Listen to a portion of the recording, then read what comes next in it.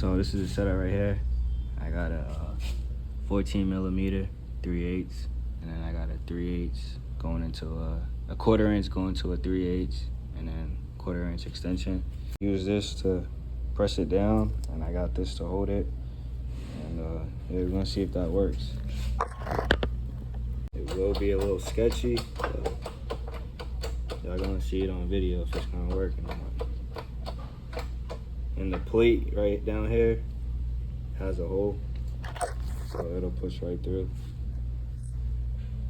Hopefully y'all can see that, but it'll push right through. So let's see if it works. So, hopefully it doesn't bend the fork. It shouldn't.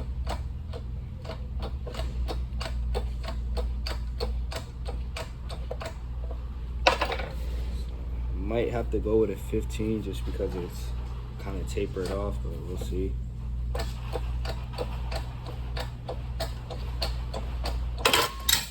Pull it right out. Pull it right out.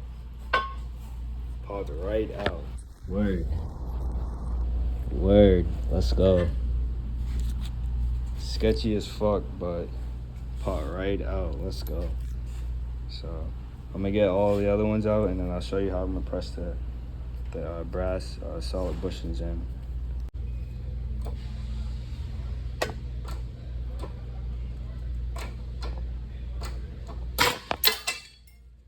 Let's fucking go, bro. I'm hyped.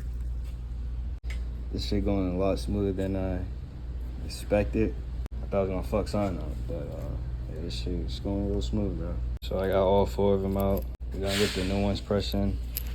So I think, even though I used a 14, the 14 mil helped out good. I think you'll be good with a 15 too.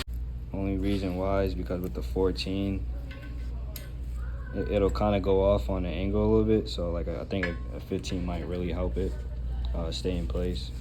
But these aren't pressing like that, like tough or whatever. Like, so these are the brass fittings that's gonna be getting pressed into the O2J fork selector. So we just gotta press that in, and that's what it's gonna look like. So I'm gonna press one of them in for y'all, and then yeah, I'm gonna get the rest in there. I'm gonna go from there.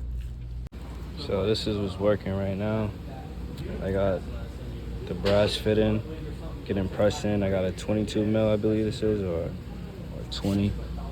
It's a 22. I think it's a 1/2 inch. And you can see it getting pressed in. So the video stopped on me, now we on Snapchat, but just watch it slowly get pushed in.